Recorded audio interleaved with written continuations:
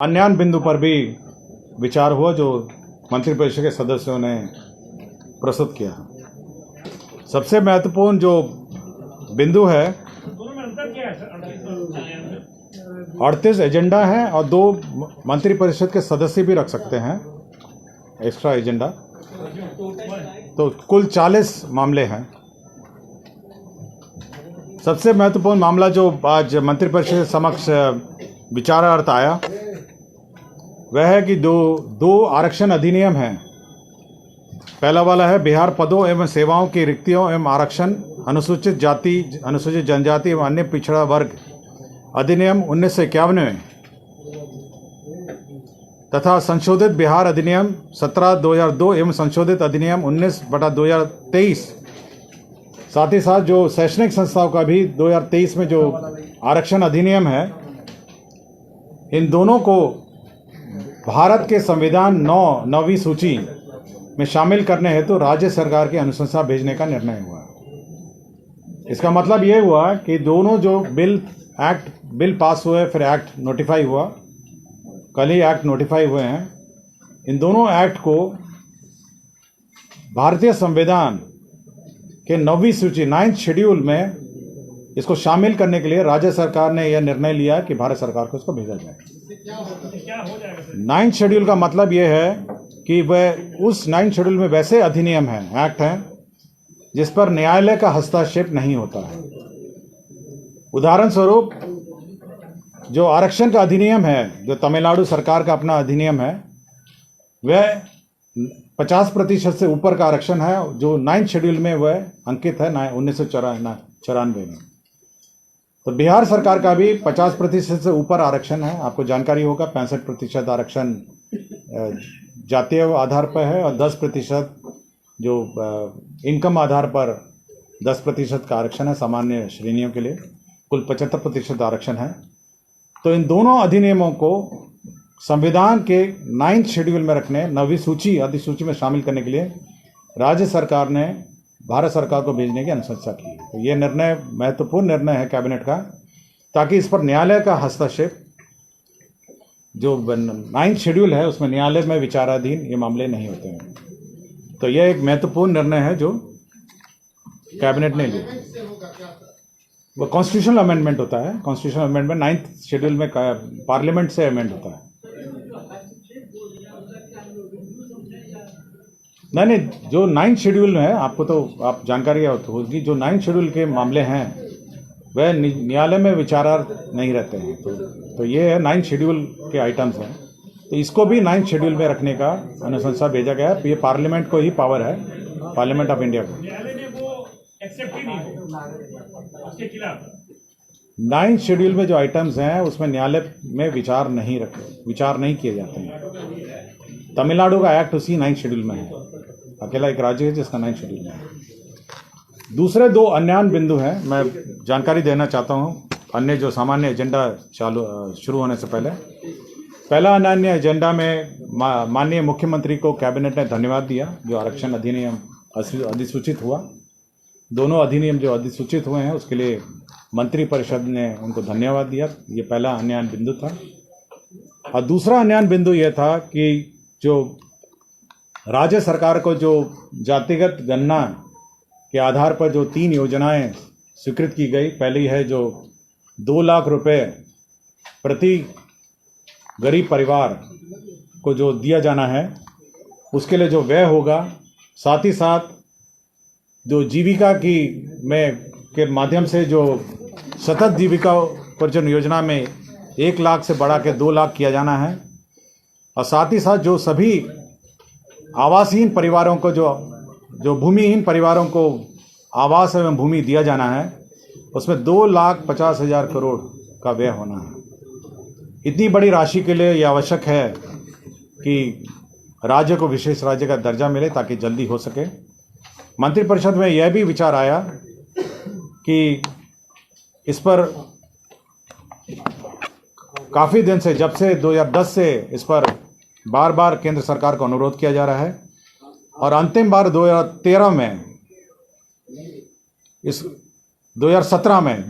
में इस पर अनुरोध किया गया था। अभी तक केंद्र सरकार ने इस पर कोई निर्णय लिया है, तो मंत्रिपरिषद ने यह निर्णय लिया कि पुनः केंद्र सरकार को विशेष राज्य का दर्जा बिहार को दिया जाने का अनुरोध किया जाए। तो यह निर्णय हुआ है। कैबिनेट के निर्णय में यह उल्लेखित है कि 2013 में रघुराम राजन कमेटी की रिपोर्ट भी इस मामले में आई थी। तत्कालीन केंद्र सरकार ने उस पर कोई निर्णय नहीं लिया। पुनः वर्तमान केंद्र सरकार को 2017 में राज्य सरकार ने अनुरोध किया और अब पुनः मंत्रिपरिषद ने निर्णय लिया कि पुनः केंद्र सरकार को राज्य को विशेष राज्य का दर्जा देने के लिए अनुरोध किया जाए। तो दो अन्यान्य बिंदु थे और दो महत्वपूर्ण जो अधिनियम को 9 शेड्यूल में शामिल करने का निर्णय लिया गया। यह दो महत्वपूर्ण मामले थे। इसके अतिरिक्त जो अन्य एजेंडा हैं मैं क्रमवार में चलूँगा। पहला है अनुसूचित जाति जनजाति कल्याण विभाग से संबंधित मामला है। इसमें जो अत्याचार अधिनियम में जो मृतक होते हैं उनको नौकरी दी जाती है और उसमें शैक्षणिक योग्यता 8वीं पास है। यदि 8वीं पास शैक्षणिक योग्यता नहीं भी हो तो उन्हें इस शर्त पर रिक्रूट कर लिया जाएगा कि वह 2 साल में अपनी शैक्षणिक जो स्तर है उसको सुधार करेंगे और उसके लिए एलिजिबल हो जाएंगे। मतलब वो छठा पास करेंगे तो हो जाएगा। हाँ, छठा पास हो जाएंगे, लेकिन यह है कि वो अपना जो शैक्षणिक योग्यता है उसमें सुधार करेंगे। 2 साल में वो अपना अंडरटेकिंग देंगे। उद्योग विभाग का एजेंडा था जिसमें मिसेस मरासा सरोवर प्रीमियर बोधगया में 5 स्टार होटल का प्रोजेक्ट क्लियरेंस दिया गया। पथ निर्माण विभाग का एक एजेंडा था जिसमें सारण जिला अंतर्गत मशरक शामकोडिया रेलवे स्टेशन के बीच शीतलपुर मशरक स्टेट हाईवे 73 पर स्थित लेवल क्रॉसिंग संख्या 34B2 के बदले आरओबी रोड ओवर ब्रिज का निर्माण की स्वीकृति दी गई। इसमें 56 करोड़ 2 लाख का व्यय होगा। पिछड़ा वर्ग एवं अति पिछड़ा कल्याण वर्ग का एक एजेंडा था जिसमें जितने छात्रावास बन रहे हैं उनके प्रबंधन के लिए एक छात्रावास प्रबंधक का एक काडर सृजित किया गया जो इन छात्रावासों के प्रबंधन में कार्य करेंगे और सभी छात्रावासों को मेंटेन करेंगे। इसमें ये काडर क्रिएट किया गया। अभी तो काडर ही क्रिएट किया गया। जितने भी छात्रावास हैं छात्रावास के लिए पद क्रिएट किया गया। आपके भवन निर्माण विभाग का एक एजेंडा था ब्रिज सिंह का तत्कालीन सहायक अभियंता राजेंद्र नगर अवर प्रमंडल पटना। इनको निगरानी का रिश्वत कांड में रंगे हाथ पकड़े गए थे और इनको दंड भी हो गया था। इनको सेवा से बर्खास्त किया गया। भवन निर्माण विभाग का एक और एजेंडा था जिसके अंतर्गत राष्ट्रीय राजधानी क्षेत्र नई दिल्ली में स्थानिक अभियंता कार्यालय जो रेजिडेंट इंजीनियर का कार्यालय है उसमें पद सृजन किए गए। इसमें 12 पदों का सृजन हुआ। तो बिहार भवन जो दिल्ली में है उसमें इंजीनियरिंग काडर के 12 पद सृजित किए गए। भवन निर्माण विभाग का एक और एजेंडा था जिसमें गैर योजना मद में एक पद जो वास्तुविद है जो आर्किटेक्ट है उसका पद सृजित हुआ था। आर्किटेक्ट का एक पद सृजित हुआ था। राजस्व एवं भूमि सुधार विभाग का एक प्रस्ताव था जिसमें गांधी मैदान मेट्रो रेल स्टेशन के लिए ज़मीन का हस्तांतरण हुआ। यह पर्यटन विभाग के दखल कब्ज में ज़मीन थी और ये 8,88,93,000 रुपये के दर से यह ज़मीन मेट्रो रेल स्टेशन के लिए स्थानांतरण हुआ। राजस्व एवं भूमि सुधार विभाग का एक और एजेंडा था जिसमें सॉलिड वेस्ट मैनेजमेंट रूल्स 2016 के अनुपालन के लिए उसका प्रसंस्करण लैंडफिल साइट के लिए भूमि उपलब्ध कराने का निर्णय हुआ। निःशुल्क अंतर्विभागीय हस्तांतरण। लोक स्वास्थ्य अभियंत्रण विभाग के अंतर्गत एक एजेंडा था जिसमें पंप ऑपरेटर एवं इलेक्ट्रीशियन के पूर्व सृजित पदों को अंचल स्तरीय पंप ऑपरेटर इलेक्ट्रीशियन में वर्णित पद सोपान अनुरूप संवर्ग पुनर्गठन का निर्णय लिया। इसमें 1,86,62,000 रुपये की स्वीकृति हुई। तो पंप ऑपरेटर एवं इलेक्ट्रीशियन का पद सृजन हुआ। विज्ञान एवं प्रौद्योगिकी विभाग का एक एजेंडा था जिसमें भोपाल जिला अंतर्गत स्थापित राजकीय अभियंत्रण महाविद्यालय गोपालगंज के निर्माण कार्य के पूर्व स्वीकृत योजना की लागत 73 करोड़ 13 करोड़ को बढ़ाकर 97 करोड़ 16,53,000 रुपये ये रिवाइज्ड एस्टिमेट सैंक्शन हुआ। विज्ञान प्रौद्योगिकी एवं तकनीकी विभाग में सभी राजकीय अभियंत्रण महाविद्यालय पॉलिटेक्निक संस्थाओं में एक सोसाइटी बनाने का निर्णय लिया। तो हर कॉलेज का एक अपना सोसाइटी रहेगा, जिसमें एक मैनेजमेंट सोसाइटी है, एक एग्जीक्यूटिव बॉडी होगी, जनरल बॉडी होगी, जो उस अभियंत्रण विद्यालय का मैनेजमेंट देखेगा। वित्त विभाग ने सभी सरकारी कर्मी मंत्री सहित मोबाइल जो क्रय का दर है उसमें संशोधन किया है, मोबाइल फ़ोन के दर में। वित्त विभाग के एक और एजेंडा था जिसमें मैं आपको रेट्स बता दूंगा, वो सर्विस किस किस को क्या दर है, मैं रेट का सूची आपको उपलब्ध करा दूंगा। वित्त विभाग का वैसे मामले जो 1/9/2005 के पूर्व अभ्यर्थी पुरानी पेंशन योजना में तहत थे और 1/9/2005 के बाद जो बाद ज्वाइनिंग किए, एडवर्टाइजमेंट पुराना था लेकिन ज्वाइनिंग बाद में, ये बार बार नई पेंशन योजना और पुरानी पेंशन योजना का कन्फ्यूजन रहा है। तो ये कहा गया कि जिस वर्ष में एडवर्टाइजमेंट था उस वर्ष का जो पेंशन योजना है, पुरानी पेंशन योजना होगी तो पुरानी पेंशन योजना दी जाएगी। कौन सा? वित्त विभाग का था एजेंडा नंबर 14 में, जो 1/9/2005 के बाद तो न्यू पेंशन स्कीम थी, लेकिन बहुत सारे मामले थे जिसमें पुरानी पेंशन योजना के अवधि में एडवर्टाइजमेंट निकला लेकिन ज्वाइनिंग बाद में किए, तो पुरानी पेंशन योजना उन पर लागू हुई। हाँ, विज्ञान प्रौद्योगिकी एवं तकनीकी शिक्षा विभाग में अररिया जिला में स्थापित फनेश्वर नाथ रेणु अभियंत्रण महाविद्यालय अररिया का जो एस्टीमेट था 73 करोड़ 13 लाख से बढ़ाकर 98 करोड़ 57 लाख बढ़ा दिया गया है। तो यह रिवीजन ऑफ एस्टीमेट हुआ है।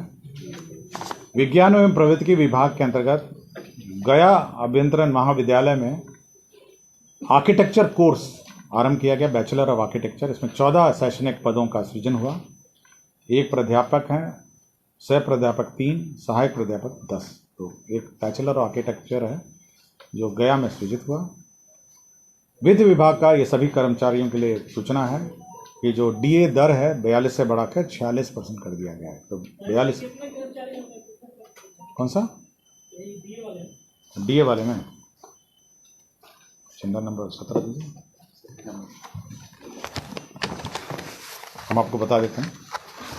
वित्त विभाग में जो राष्ट्रीय बचत कार्यालय है उसमें वर्तमान पदस्थापित कार्यरत लिपिक कार्यालय परिचारियों को जिला समान्वय के समान पर, जो 19 लोग हैं जो राष्ट्रीय बचत कार्यालयों में पदस्थापित थे, अब राष्ट्रीय बचत कार्यालय बंद कर दिया गया है, तो उनका समायोजन अब जिला वर्ग में कर दिया गया है। स्वास्थ्य विभाग में श्री कृष्णा चिकित्सा महाविद्यालय SKMCH में 100 करोड़ रुपए उपलब्ध कराए गए हैं। जो कैंसर भाभा कैंसर अस्पताल एवं अनुसंधान केंद्र मुजफ्फरपुर है, उसको 100 करोड़ रुपए उपलब्ध कराया गया अनुदान के रूप में, और इसके लिए बजटीय उपबंध किया गया है। आपके द्वारा डीए के बारे में पूछा गया था। डीए में कुल राशि ये करीब 533 करोड़ 11 लाख रुपए लगेगा। ये सरकारी कर्मचारियों के लिए है और 433 करोड़ लगेगा रिटायरमेंट, तो कुल 966 करोड़ लगेगा। जहाँ तक कितने कर्मचारी हैं इसकी सूचना जो विभाग से आपको मिल जाएगी। ये वार्षिक है, कुल 966 करोड़ रुपए व्यय होगी अतिरिक्त। तो स्वास्थ्य विभाग का मैंने आपको बताया कि भाभा कैंसर अस्पताल अनुसंधान केंद्र में 100 करोड़ रुपए उपलब्ध करा गए हैं। ये ईस्टर्न रीजन का सबसे बड़ा कैंसर रिसर्च इंस्टीट्यूट होगा और आपको जानकारी होगी ऑलरेडी संचालित है। इसके अतिरिक्त इक्विपमेंट और सामान के लिए दिया गया है। स्वास्थ्य विभाग का एक पूर्व का प्रस्ताव था जिसमें 1015 स्वास्थ्य उपकेंद्र एवं 228 अतिरिक्त स्वास्थ्य केंद्र, वैसे जहां 86 प्रखंड सामुदायिक स्वास्थ्य केंद्र निर्मित नहीं हैं, वहां निर्माण NHM के द्वारा निर्माण किए जाने वाले 50 सामुदायिक स्वास्थ्य केंद्र के निर्माण के लिए अतिरिक्त अन्य कार्य के मॉडल प्राकलन के आधार पर योजना की प्रशासनिक स्वीकृति दी गई थी। उसमें केवल स्वरूप परिवर्तन किया गया।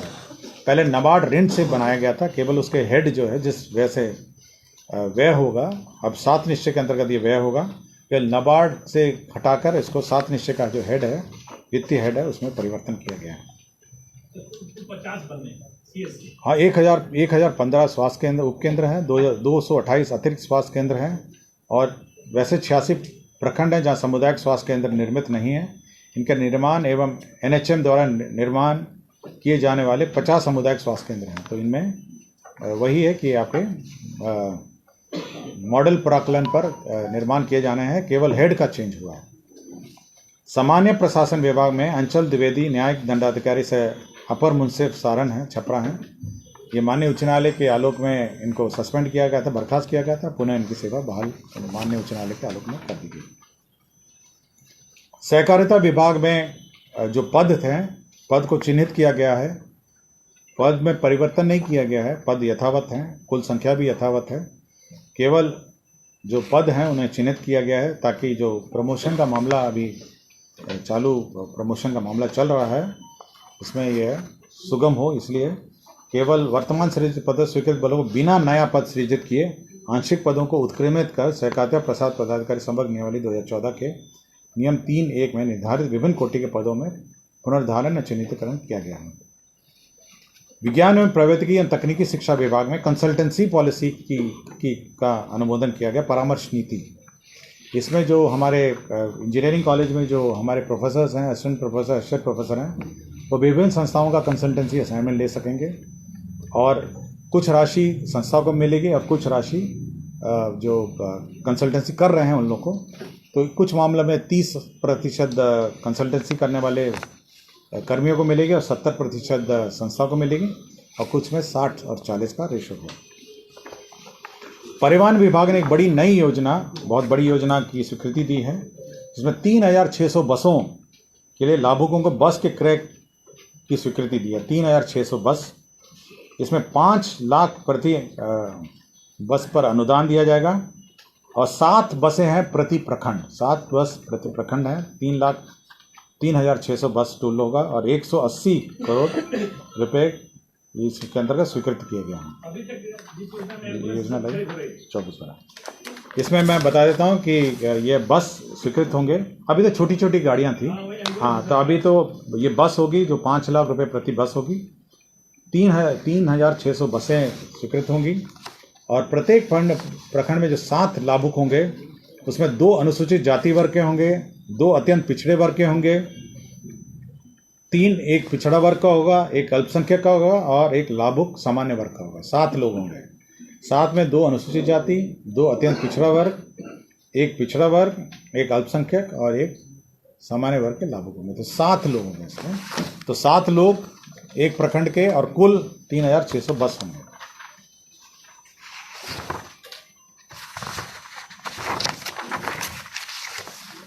राजस्व भूमि सुधार विभाग का एक और मामला था, जहानाबाद जिला के अंतर्गत है।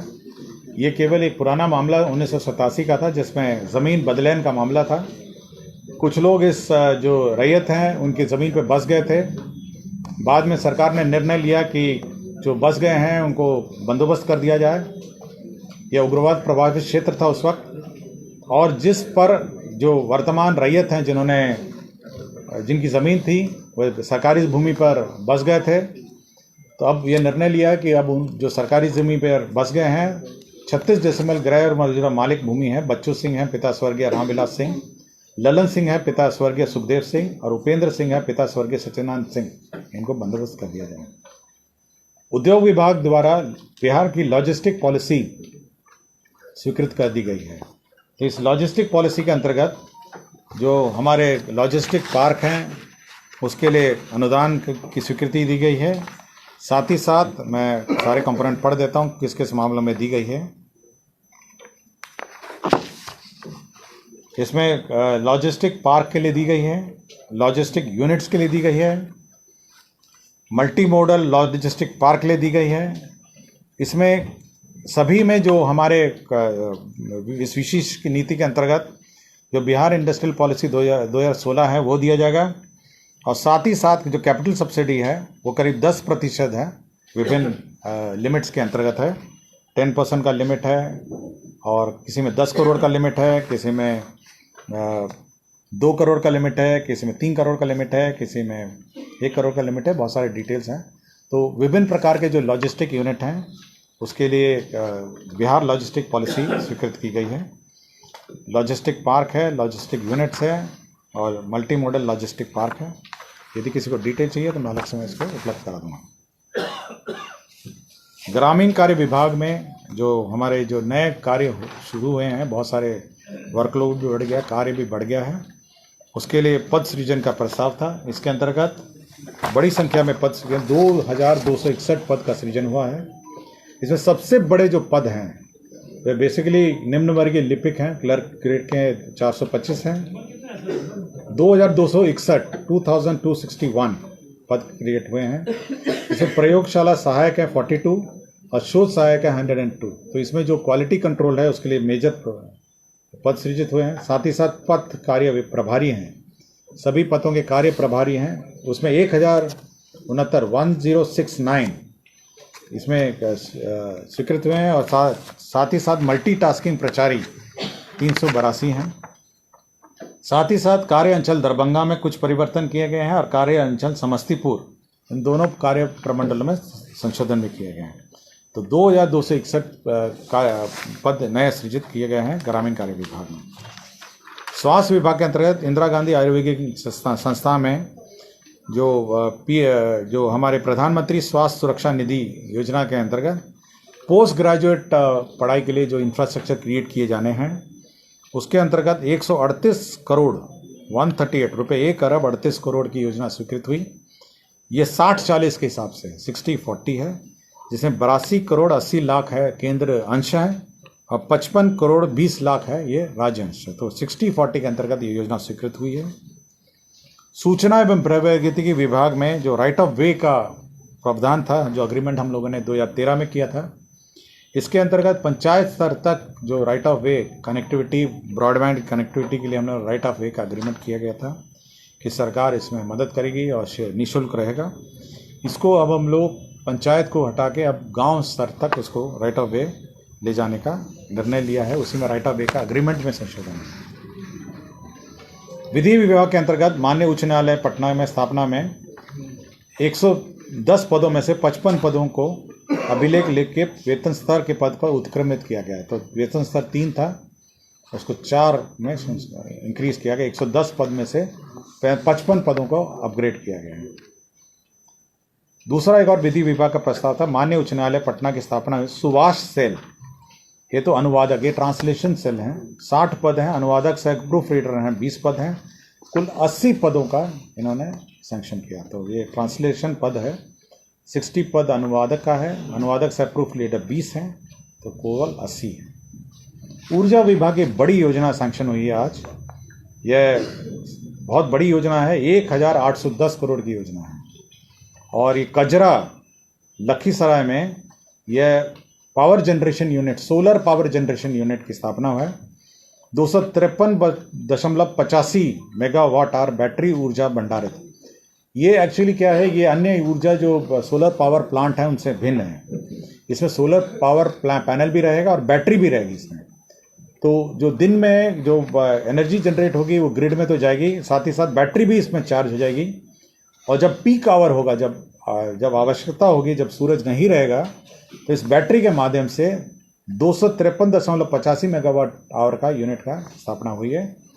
इसमें 1810 करोड़ का व्यय होगा, जिसमें 80% फाइनेंशियल इंस्टीट्यूशन से लोन का है और 20% राज्य सरकार देगी। तो 80-20 पर है और 1810 करोड़ की योजना है। राजस्व भूमि सुधार विभाग का एक और योजना था, जिसमें अंतर विभागीय हस्तांतरण का जमीन हस्तांतरण है। इसमें 5.45 एकड़ और 0.26 एकड़ ये किरतपुर, दरभंगा में है, ये किरतपुर है, प्रखंड से अंचल कार्यालय के भूमि स्थानांतरण का प्रस्ताव है। निर्वाचन विभाग का आगामी निर्वाचन 2024 में जो मतपत्रों का मुद्रण होना है, उसके लिए सरस्वती प्रेस को नॉमिनेशन के आधार पर दिए जाने का निर्णय लिया गया है, जो प्रिंटिंग है मतपत्रों का। वाणिज्य कर विभाग का एक प्रस्ताव था। आपको जानकारी होगी, चिड़िया खाना करके एक फिल्म आई है, चिल्ड्रन फिल्म आई है, और चिड़िया खाना फिल्म में यह फिल्म बच्चों पर आधारित है और विशेषकर बिहार के बच्चे पर आधारित है और बिहारी किशोर लड़के के आधारित है, जो मुंबई में अपने को स्थापित करने के लिए जद्दोजहद करता है। और यह बिहारी बाल फिल्म है। इसके प्रोड्यूसर भी, निदेशक भी बिहारी हैं और इस फिल्म को कर मुक्त हो जाने से ना सिर्फ बिहार के स्कूली बच्चों को सीधी लाभ होगी, अन्य फिल्माघर में भी निर्माण होगा। तो ये बच्चों को ये टैक्स फ्री करने के उद्देश्य से जो टैक्स पेमेंट होगा उसका रिइंबर्समेंट राज्य सरकार ने करने का निर्णय लिया है। टेक्निकली ये टैक्स फ्री होगी और क्योंकि टैक्स फ्री का प्रावधान नहीं है इसलिए जो टैक्स भुगतान होगा उसको वापस कर देगा। और सामान्य प्रशासन का अंतिम 2 एजेंडा मैंने सबसे पहले लिया गया था। इसमें बिहार शैक्षणिक संस्थाओं नामांकन में आरक्षण का जो अधिनियम है और सरकारी सेवा में रिक्तियों का जो अधिनियम है इसको 9th शेड्यूल में भेजने के लिए राज्य सरकार ने भारत सरकार को भेजने का निर्णय लिया। यदि किसी को किसी बिंदु पर पूछना हो तो हमसे पूछ सकते हैं।